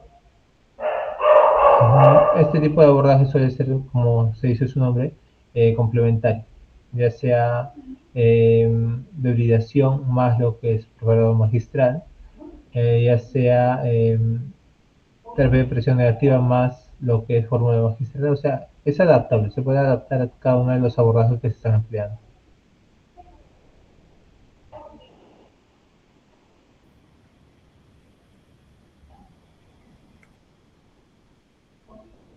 Ya, en los últimos avances que hemos tenido o que se están dando en la actualidad sobre lo que sería el diabético, encontramos en primer lugar la estimulación mediante campos eléctricos, en donde básicamente, o la premisa principal es que la piel, al ser un órgano bioeléctrico, tiene señales como cualquier otra estructura tisular, eh, puede influir, digamos, en la curación de esas heridas. A nivel normal, podemos encontrar en algunos estudios, como el que se presenta acá, que es Nuticelli, el cual indica que en una persona sana los milivoltios que se pueden llegar a encontrar varían entre 60, 70, 90. Pacientes que ya tienen una herida crónica, infectada, ulcerada, puede llegar hasta 200.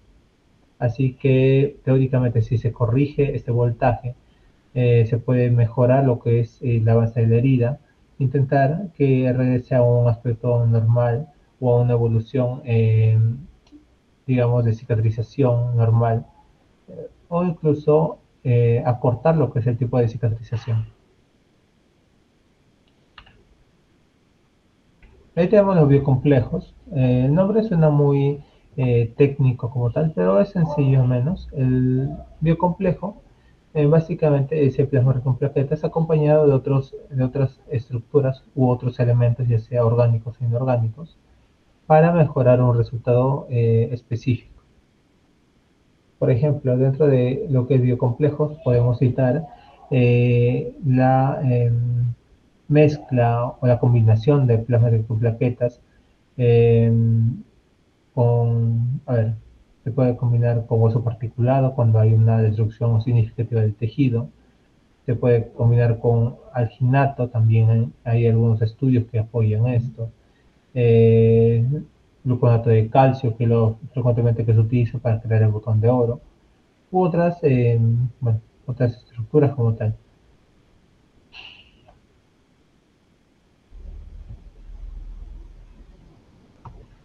Ahora bien, acá ya entramos a un terreno nuevo, que es la medicina regenerativa, en las cuales tenemos diferentes estructuras, ya sea biológicas o sintéticas, que se suelen emplear para reparar un tejido, reparar una lesión como tal.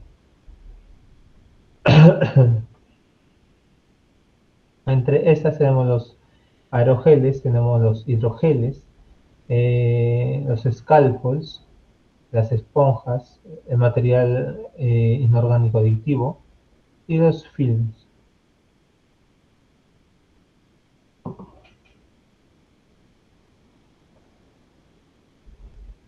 Ahora, ¿cómo comenzó esto? ¿Quiénes son estas personas? Probablemente no lo conozcan, pero son al menos uno de los principales precursores de lo que es la ingeniería regenerativa en bueno, este siglo, en el siglo XXI. En la foto de arriba de la esquina derecha superior tenemos al doctor Antonio Atala, el cual ha hecho avances significativos en lo que es la medicina regenerativa. Eh, por ejemplo, en los últimos años ha llegado a cultivar vejigas, oídos y otros tipos de tejidos planos o 2D en contenedores de cultivo, con la finalidad de comprender un poco más la medicina regenerativa y ayudar a ciertos grupos de pacientes como son, bueno, los quemados, como son pacientes que necesitan trasplantes de pieles u otros. En segundo lugar tenemos al señor Focars, Gabor Focars, el cual es un investigador francés, el cual también desarrolló uno de los principales aspectos de lo que estamos evaluando previamente, que son los aerogeles. Lo diseñó la primera máquina. Eh, Básicamente es como un spray de pintura de esos de lata, pero que en vez de pintura se ocupe células totipotenciales o pluripotenciales para reparar ciertos tejidos. No solamente, digamos, los avances recaen en ellos, sino que en la actualidad hay múltiples avances que se está desarrollando en la medicina regenerativa. Eh, Desde, por ejemplo, podemos citar el desarrollo de huesos artificiales o huesos cultivados en laboratorio para ese tipo de problemas en donde hay pérdida de miembros, en donde hay úlceras que han comprometido tejidos profundos como osteomielitis y que se tenga que extraer ese tipo de tejidos. Por ejemplo, en la Universidad de Montreal, en la Universidad McGill, se ha desarrollado este tipo de avances de parches artificiales de hueso, hecho con hueso particulares, hueso particulado y células madre.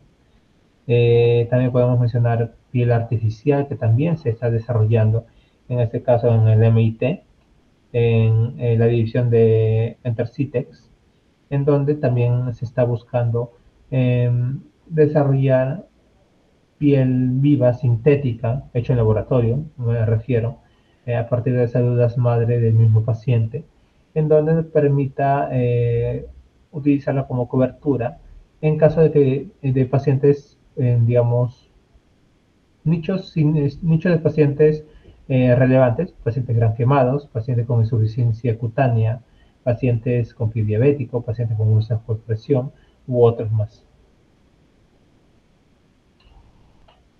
Eh, bueno, también podemos mencionar lo que es la impresora de órganos, que lo desarrolló también la idea del doctor Antonio Atala, apoyado por la empresa Organovo. Ya eso ha sido casi hace 2 décadas. Pero a partir de eso comenzó todo este boom de la medicina regenerativa, como les digo, es uno de los principales precursores de este tipo de ciencia en el Instituto Wake Forest.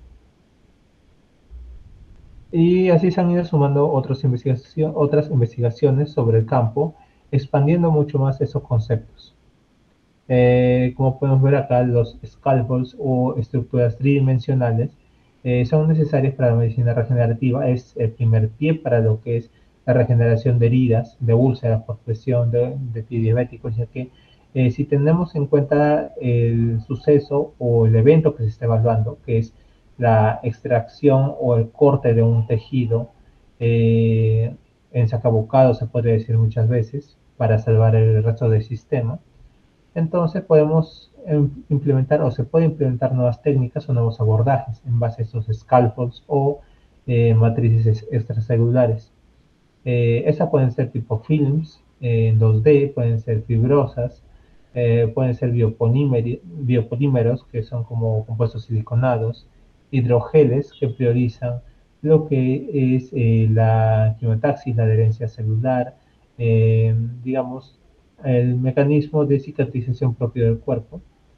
Y en el campo actual se emplea o se aplica a áreas como la neurología, la cardiología, la reumatología, traumatología o simplemente medicina interna. Como podemos ver acá, el proceso de hidrogel es como una goma o, claro, como una goma, una gelatina que se coloca dentro de la herida y la cual va a servir como un sostén, como un andamiaje para que encima de esta se desarrolle las nuevas células. En pocas palabras, para no, digamos, confundir mucho estos eventos, es como, a ver, digamos en una persona normal, diabética, claro, que tiene una herida de úlcera por presión o un pie diabético con una úlcera, es como que una persona vaya desde el primer piso, la entrada, hasta el tercer piso de frente, sin pasar por el segundo piso, sin nada, es imposible. Por eso que cuando hay una herida profunda en este tipo de pacientes, solamente se cubre con una pseudopiel para que sea funcional, más no se recupera lo que es el tejido perdido. En cambio, con esos hidrogeles, con esos scaffolds, lo que se busca es introducir un tejido orgánico, un tejido vivo 3D, hecha, bueno, con impresora 3D la mayoría de veces, o la mayoría de investigaciones recientes, para que encima de este andamiaje se vaya construyendo célula por célula todo lo que se había perdido y el tejido perdido se recupera.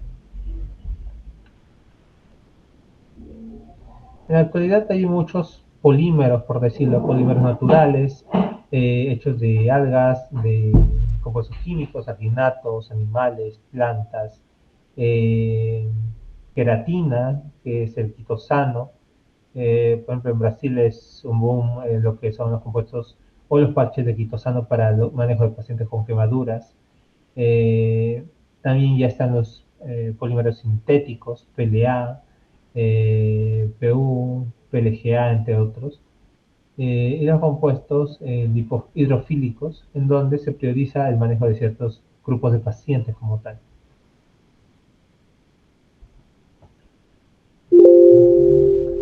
Bueno, eso es todo, al menos lo que he podido mencionarles así a grosso modo sobre lo que son el manejo de heridas como la herida por pie diabético, por uso por presión. La herida por uso de varicosa es casi similar, no difiere mucho en lo que es el manejo de uso por presión, pero al menos estos son los principales abordajes que se suelen realizar.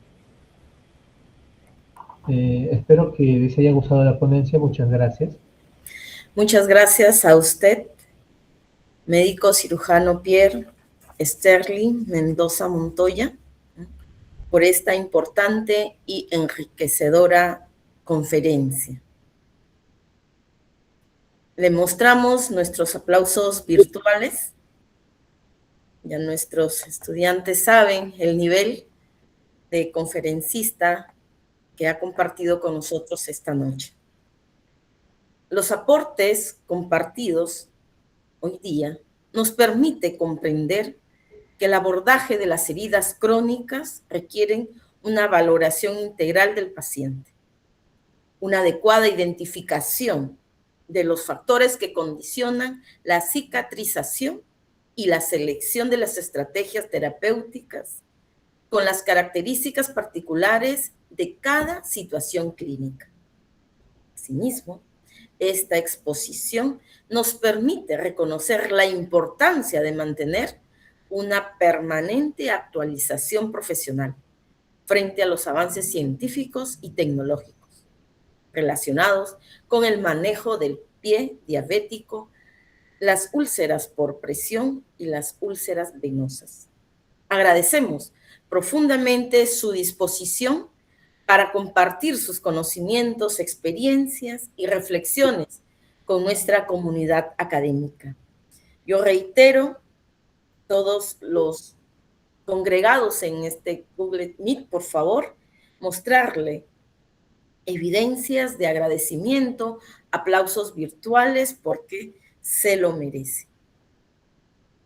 A continuación, vamos a abrir un espacio para las preguntas, comentarios, reflexiones de nuestros participantes.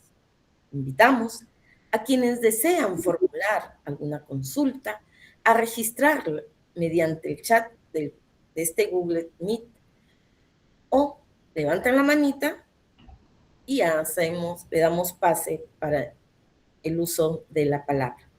Solicitamos que las intervenciones sean breves y se encuentren directamente relacionados con la temática desarrollada, a fin de brindar oportunamente la participación a un mayor número de asistentes.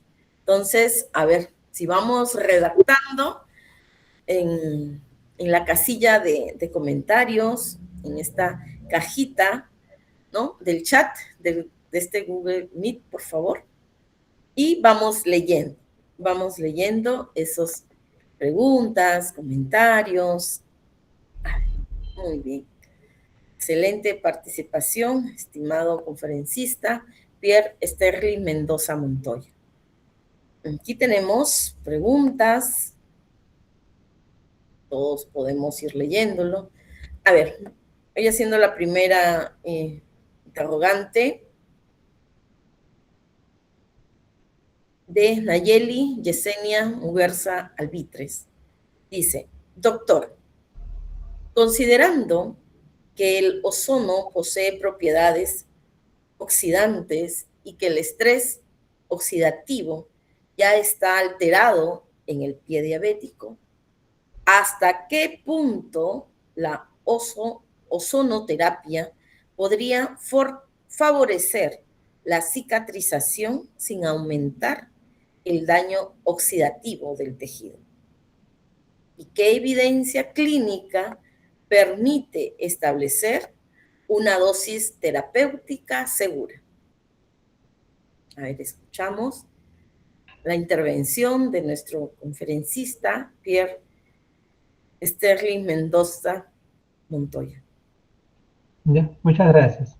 Ya, a ver, para responder esa pregunta, ya, respecto a lo que es la ozonoterapia y el manejo de heridas de pie diabético, como es la úlcera de pie diabético, al menos hay bastante evidencia. Yo particularmente me guío de dos puntos, lo que es las publicaciones científicas del NCBI, en donde se llega a evaluar ya sean estudios multicéntricos, en revisiones sistemáticas, o sea, revisiones, digamos, de grueso calibre, por decirlo de alguna forma, en donde se evalúan los parámetros para, digamos, aplicar la ozonoterapia, ya sea la duración de la sesión, cuántas sesiones, cuál es la concentración, digamos, del ozono en general para aplicar a estos pacientes.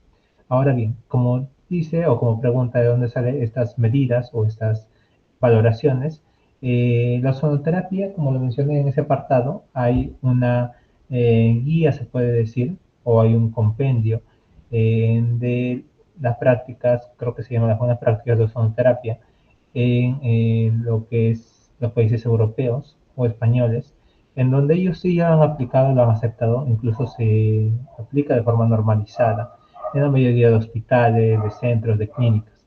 Ya este tipo de, digamos, aplicación de ozono o terapia de ozono se han sometido a diferentes pruebas, ya sea desde las más básicas hasta ya las más multicéntricas, estableciendo ya un consenso como tal, diciendo que tal parámetro, y hay un cambio o hay una evidencia de cambio en lo que es el tejido, en lo que es, digamos, la mejora en la herida, en el proceso inflamatorio infeccioso.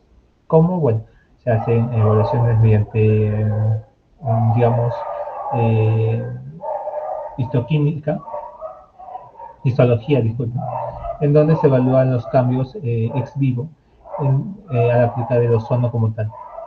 También se suele hacer valoraciones mediante escalas clínicas, valoraciones funcionales, y en base a todos estos resultados ya se empiezan a obtener estos parámetros. Ahora bien, en lo que es el paciente con pie diabético, lo que debemos priorizar al menos es aplicarlo a pacientes que tengan solamente una alteración o un pie diabético de tipo neuropático.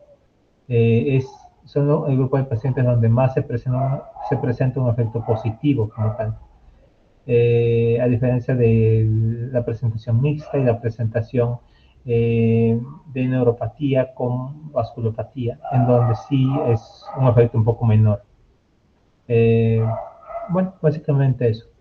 Se debe priorizar en pacientes con úlcera diabética neuropática y de acuerdo a los parámetros que se emplean en la Sociedad de Ozonoterapia Europea, en donde ya todos esos parámetros están establecidos, tanto para lo que es la ventilación o lo que es el bolseo de pacientes con pie diabético, como para cada una de las terapias que hemos mencionado, lo que es esferocenizado, autonomoterapias, insuflaciones, intramuscular, facial.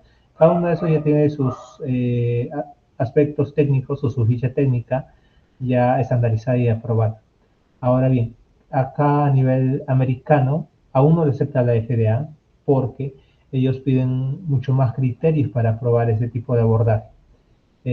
Piden que se desarrolle varios consensos, que los resultados tengan un espacio de intervalo de confianza mucho más estrecho y los cuales aún no se llega a tener todos los requisitos, por eso que aún no se implementa. No obstante, de forma, digamos, personal, los representantes de lo que es la FDA sí han mencionado conocer la existencia de la ozonoterapia acá a nivel de América Latina y en general en toda América. eh, Han aprobado o han aceptado parcialmente su efecto como un agente antiinflamatorio y un agente antiinfeccioso, más no sus otros efectos.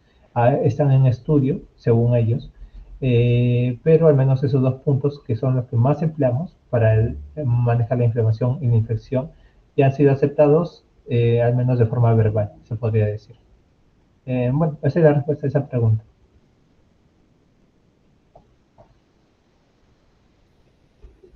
Muy bien. Acá tenemos una segunda pregunta. Doctor, del estudiante Milagros Isabel Túmez Díaz. Doctor, ¿cómo podemos identificar qué pacientes con pie diabético realmente pueden beneficiarse de la ozonoterapia y en qué casos sería mejor utilizar otro tratamiento? Ya, a ver. Eh, bueno, como comentamos en la ponencia, eh, debemos regirnos de escalas, al menos la que yo he mencionado, la escala Wagner, utilizando como un punto de corte la presencia de, digamos, heridas o úlceras mayor a 3. Si tenemos un paciente diabético con una úlcera de pie diabético grado Wagner 1, Wagner 2 o Wagner 3 incipiente, de repente, estos van a presentar un manejo adecuado por la ozonoterapia.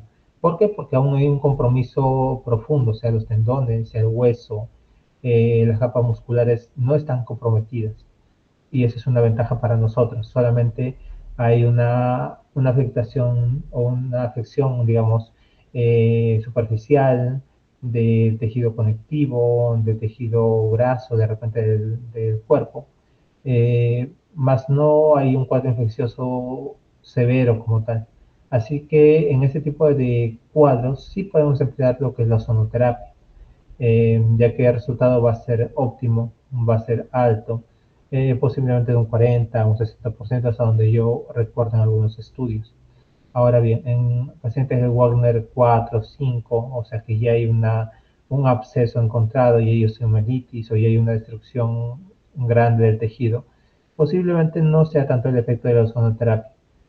Puede tener el efecto claro de eh, antibiocida, por decirlo así de forma global, a grandes dosis o a una concentración alta, de repente 80 unidades, 90 unidades por mililitro, pero más solamente eso, solamente como un agente que va a poner un alto temporal a lo que es el avance, pero a la larga va a seguir continuando. Entonces, en ese caso, se tiene que recomendar otro tipo de abordajes.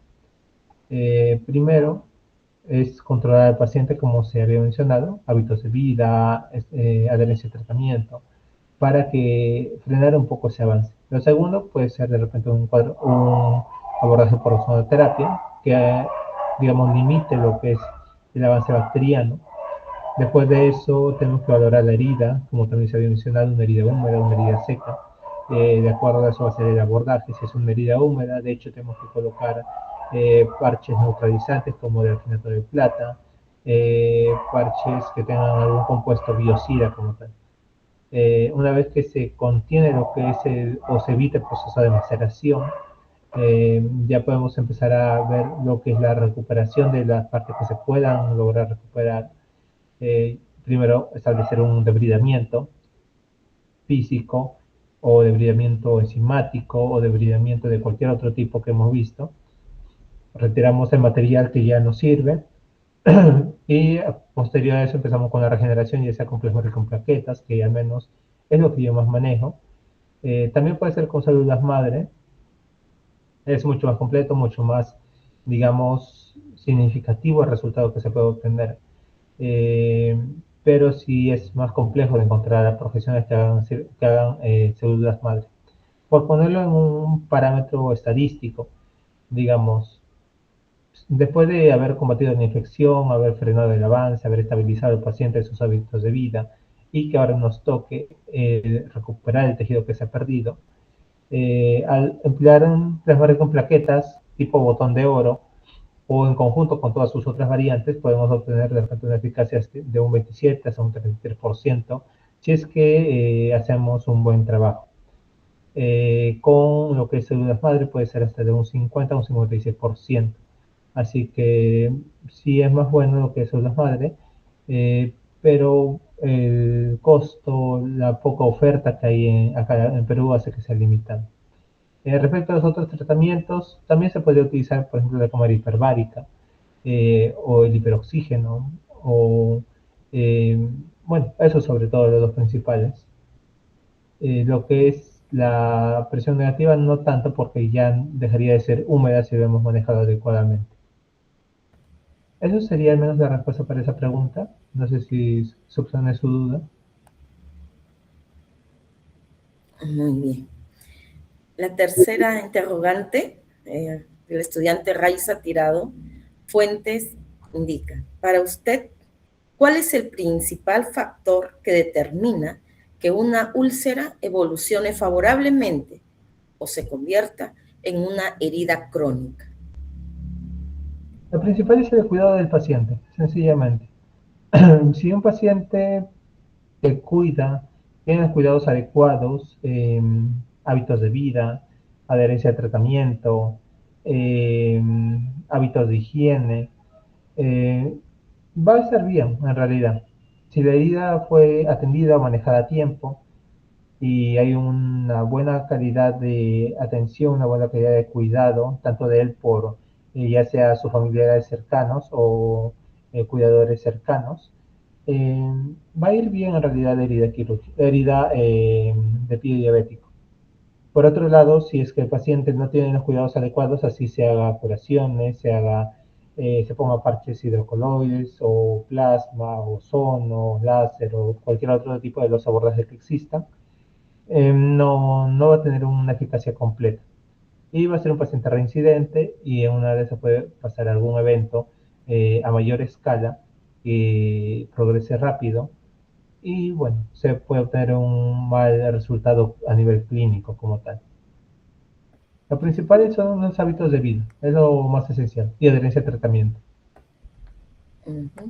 Una cuarta y última pregunta dice, ¿la ozonoterapia puede ser útil en personas con psoriasis?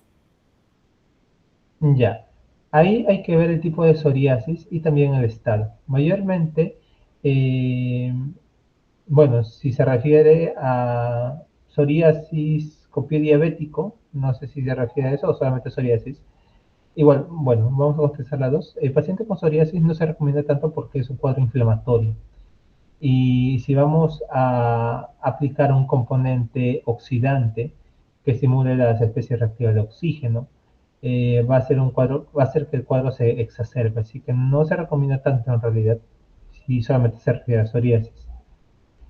Eh, si se refiere a lo que es pie diabético, al menos sí se podría emplear, en este caso no tanto como bolsa o bolseo con ozonoterapia, sino de forma tópica, aplicar un agente tipo crema, tipo gel, cargada con partículas de ozono, lo cual va a llevar tópicamente sin alterar bueno, el resto del sistema del ser humano.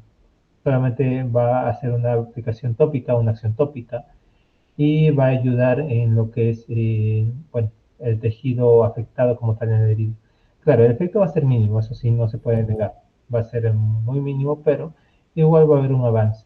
Preferible a no aplicar ningún tipo de agente y que la herida esté aún progresando, aún no se tenga un abordaje adecuado. Cuarta y última pregunta del estudiante Débora Calle. Dice, ¿por qué algunas úlceras venosas tienden a recurrir incluso después de haber cicatrizado? Muchas veces eso es la mala adherencia al tratamiento en realidad. Eh, A veces el paciente, bueno, casi siempre, al menos en mi experiencia que he visto en hospitales, Una vez que el paciente se encuentra sano, ve que la úlcera venosa ha remitido y está mejor, deja el medicamento o lo toma a deshoras, o simplemente los hábitos de cuidado no lo toma adecuadamente, las úlceras vuelven a aparecer. Porque, como hemos visto, al menos en todo lo que son las diapositivas, el enfoque es estructural, es hábitos de dieta o hábitos alimenticios, conductas, factores de riesgo, prevenir, y el abordaje terapéutico que se emplea.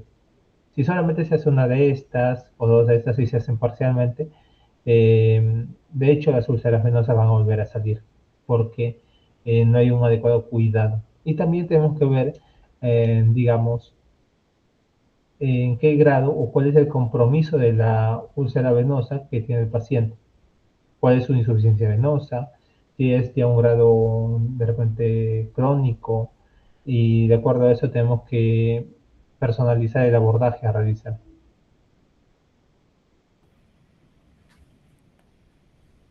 Muchas gracias. Reiteramos el agradecimiento por su tiempo de haber dedicado en realizar esas diapositivas, ¿no? Su tiempo, por atender las consultas de nuestros participantes y así contribuir a este espacio de diálogo y actualización profesional. La conferencia desarrollada esta noche nos permite reafirmar que la atención de las heridas crónicas demanda mucho más que la aplicación de un procedimiento aislado.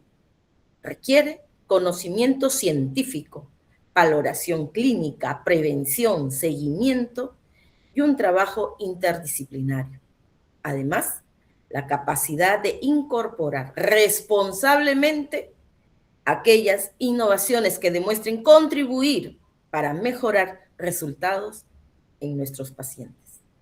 El desarrollo de la ciencia nos plantea, por tanto, el desafío permanente de actualizar nuestras prácticas, sin perder de vista que el centro de toda intervención sanitaria debe continuar siendo la persona y su bienestar integral. Antes de concluir esta jornada, expresamos nuestro especial agradecimiento al médico cirujano Pierre Sterling Mendoza Montoya por aceptar la invitación de nuestra universidad y compartir generosamente sus conocimientos y experiencia. Asimismo, reconocemos el trabajo del equipo organizador y de manera especial la gestión del doctor Percy Morante Gamarra por ser el impulsor junto a el doctor Luis Fernando Campos Contreras y la doctora Jessica Bravo Jaico, impulsores de esta organización de las conferencias internacionales, generando oportunidades de formación y actualización para nuestra comunidad universitaria. Este tipo de encuentros fortalece el diálogo entre diversas disciplinas y contribuye a consolidar una universidad comprometida con el conocimiento científico, la innovación y las necesidades de nuestra sociedad. Estimadas autoridades, docentes, investigadores, profesionales, estudiantes y participantes. La unidad de posgrado de la Facultad de Ciencias Históricos, Sociales y Educación de la Universidad Nacional Pedro Ruiz Gallo agradece profundamente su participación en esta jornada académica. Reitero nuestro reconocimiento a este distinguido conferencista ponente, médico cirujano Pierre Sterling Mendoza Montoya, y a todos ustedes por acompañarnos. Esperamos que estos conocimientos compartidos esta noche contribuyan a fortalecer su práctica profesional cada vez más actualizada, crítica, científica y orientada al bienestar de las personas.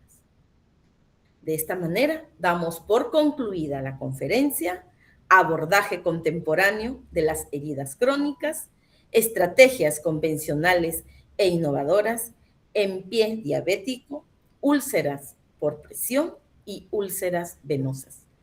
Muy buenas noches y muchas gracias por su participación. Será hasta otra oportunidad.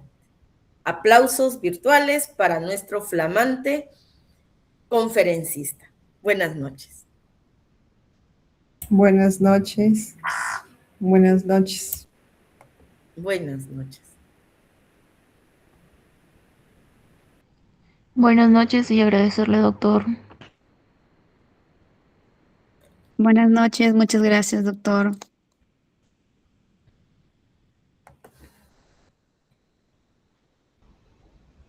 Muchas gracias a todos ustedes. Muchas gracias, doctor. Recordarles que ahí está el link de asistencia, las que faltan todavía llenarlo, antes de cerrar sala. Sí. Muchas gracias, doctor Pierre. Sí, reitero, ahí en la casilla de comentarios está el link de asistencia, por favor.